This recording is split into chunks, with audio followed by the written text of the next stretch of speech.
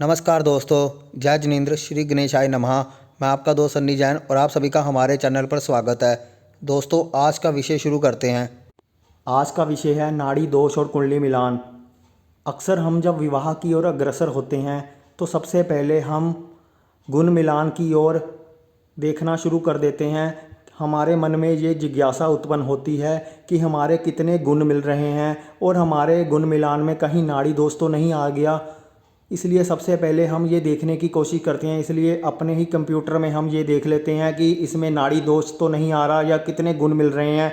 अगर हमें खुद मिलान करना नहीं आता तो हम किसी विद्वान के पास जाकर ये पूछ लेते हैं कि इसमें कितने गुण मिल रहे हैं और क्या इसमें दोष आ रहे हैं। अगर वो विद्वान आपको कहता है कि नाड़ी दोष है, तब आपका मन खराब हो जाता है, आपको लगता है कि अब ये रिश्ता नहीं करना चाहिए। दोस्तों, अगर कम गुण मिल रहे हैं तो डेफिनेटली ये बात है कि नाड़ी दोष उसमें आएगा ही आएगा। अगर नाड़ी दोष आ गया है तब आपको घबराने की ज़रूरत नहीं है। नाड़ी दोष सिर्फ 5% हिस्सा होता है गुण मिलान का, इसलिए आपको सिर्फ मात्र ये संकेत देता है कि इसमें समस्या आ सकती है, लेकिन ये फाइनल आउटकम नहीं होता। इसलिए आपको घबराने की ज़रूरत नहीं है। आपको कई प्रकार के यहाँ पर पैरामीटर्स चेक करने होते हैं, इसलिए दोनों की इंडिविजुअल कुंडलियों को आप अच्छे तरीके से चेक कराइए। उनके पंचम भाव, पंचमेश की स्थिति, सप्तम सप्तमेश की स्थिति को चेक कराइए, बृहस्पति को चेक कराइए। बड़े सारे पैरामीटर्स होते हैं। इस पर मैंने एक विस्तृत वीडियो बनाया था, उस वीडियो को आपको अवश्य देखना चाहिए।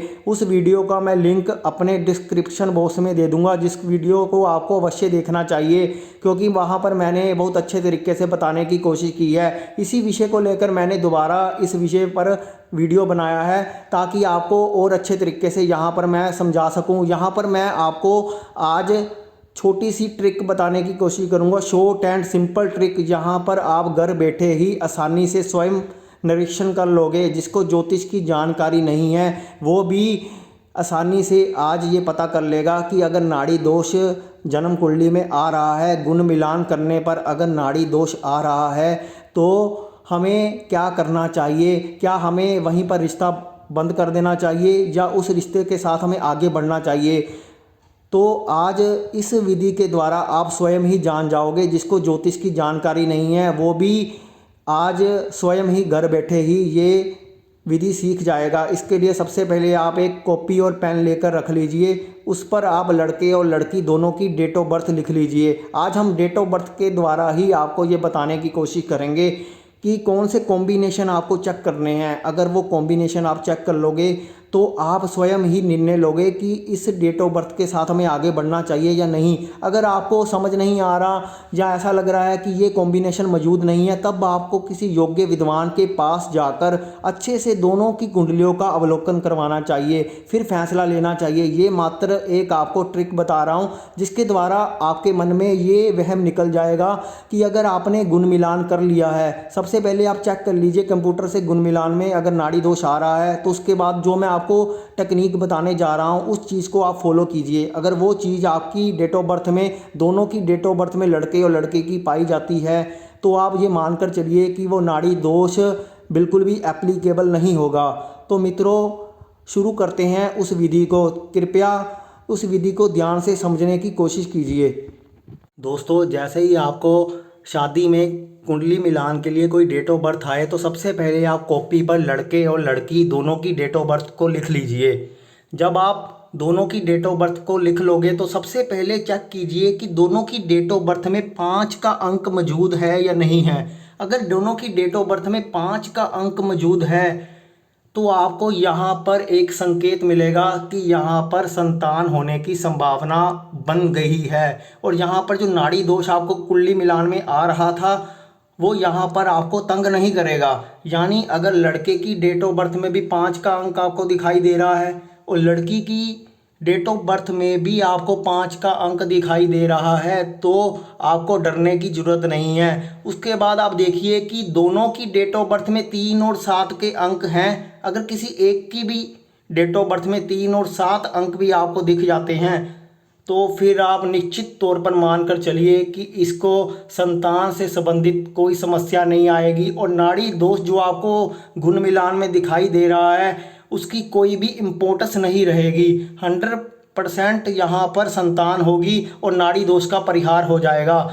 यहाँ पर आप इस बात को ध्यान से समझिए कि 5 अंक अगर डेट ऑफ बर्थ में है, अगर दोनों की डेट ऑफ बर्थ में मिसिंग है तब तो ज़रूर दिक्कत आएगी। अगर एक की डेट ऑफ बर्थ में भी है तब भी काम चल सकता है, लेकिन 5 अंक का होना बहुत ज़रूरी है। दोस्तों, आपको मैं यहाँ पर एक उदाहरण के माध्यम से समझाता हूँ ताकि आपको आसानी से समझ आ जाए। सबसे पहले आपको क्या करना है दोस्तों, मैं आपको यहाँ पर एक एग्जाम्पल डेट ऑफ बर्थ बताता हूँ। यहाँ पर आप देख रहे हैं कि ये एक लड़के की डेट ऑफ बर्थ है। इस डेट ऑफ बर्थ को आप ध्यान से देखिए, ये है 14 नवंबर 1985। ये लड़के की डेट ऑफ बर्थ है 14 नवंबर 1985। इसमें आप देख रहे हो कि 5 का अंक आपको दिखाई दे रहा है। 1985 में आपको 5 का अंक दिखाई दे रहा है, और जो 14 अंक है, जो 14 डेट है उसका टोटल करने पर भी 5 आता है। यानी इस जातक के पास 2 बार 5 आ रहा है, तो इसकी डेट ऑफ बर्थ में आपको 5 का अंक दिखाई दे रहा है। अब हम लड़की की डेट ऑफ बर्थ आपको दिखाते हैं। ये लड़की की जो डेट ऑफ बर्थ है इसको आप ध्यान से देखिए, ये है 25 दिसंबर 1987। 25 दिसंबर 1987 में आप देख रहे हो, इसकी जो डेट है उसमें 5 का अंक आपको दिखाई दे रहा है। तो 25 में 5 का अंक आपको दिखाई दे रहा है, तो इस प्रकार से दोनों की डेट ऑफ बर्थ में 5 अंक आपको दिखाई दे रहा है। तो यहाँ पर आप निश्चित तौर पर मानकर चलिए कि यहाँ पर संतान की संभावना बन गई है। इन दोनों का भी अगर कुंडली मिलान किया गया था तो उसमें भी नाड़ी दोष आया था, लेकिन नाड़ी दोष होने के बावजूद भी इनको पुत्र संतान हुआ और बहुत बढ़िया मैरिड लाइफ चल रही है। तो दोस्तों, यहाँ पर आपने देखा कि दोनों में 5 का अंक मौजूद है, और आप देखोगे कि लड़की की जो डेट ऑफ बर्थ में है उसमें 7 का अंक भी मौजूद है। 1987 में 7 भी है, और 25 का अगर हम टोटल करते हैं तो उसमें भी 7 अंक आता है। और लड़के की जो पूरी डेट ऑफ बर्थ है 14 नवंबर 1985, उसका पूरा टोटल करते हैं तो 3 अंक भी आता है। तो 3 अंक लड़के में भी आ रहा है, 7 अंक लड़की में आ रहा है, 5 अंक दोनों के पास है। तो इस प्रकार से यहाँ पर संतान होने की पूरी संभावना बनेगी। यहाँ पर निश्चित तौर पर कहा जा सकता है कि इसको संतान होकर रहेगी। यहाँ पर गुण मिलान पूरी तरह से रूल आउट हो जाएगा, यानी उसकी कोई वैल्यू नहीं रहेगी।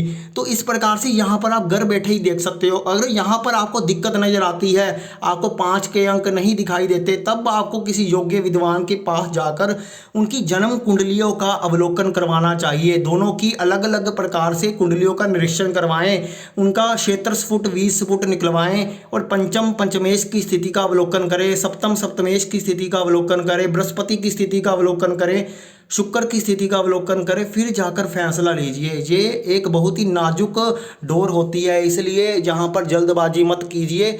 इसलिए इस विषय को अच्छी तरह से समझिए। मेरा जो पहला वीडियो है उसको भी अवश्य देखिए, उस वीडियो में आपको बहुत अच्छी जानकारी मिलेगी। उस वीडियो को भी समझकर और इस वीडियो को देखकर आप निर्णय कर लोगे कि कुंडली मिलान किस प्रकार से किया जाता है। अकेला गुण मिलान करना बहुत बड़ी गलती होती है, इसलिए गुण मिलान पर मत जाइए और कुंडली को अच्छे तरीके से मिलान कीजिए। यहाँ पर तो मैंने सिर्फ आपको डेट ऑफ बर्थ के आधार पर कहा है ताकि आप घर पर बैठकर खुद ही कर लो, क्योंकि जिसको ज्योतिष की जानकारी नहीं है वो गुण मिलान या कुंडली मिलान नहीं कर पाएगा। वो डेट ऑफ बर्थ तो देखकर फैसला कर सकता है। अगर यहाँ पर थोड़ी सी हमें पॉजिटिवनेस दिखती है तो हम आगे जाकर किसी को दिखाकर कुंडली के बारे में जानकारी ले सकते हैं। तो मित्रों, इस प्रकार से इस स्थिति को समझने की कोशिश कीजिए, और अगर आपको ये वाला वीडियो पसंद आया है तो कृपया इस वीडियो को ज़्यादा से ज़्यादा लोगों में शेयर कीजिए ताकि लोगों को सही जानकारी प्राप्त हो सके। मित्रों, वीडियो को लाइक अवश्य कीजिएगा और चैनल को सब्सक्राइब अवश्य कीजिएगा। धन्यवाद।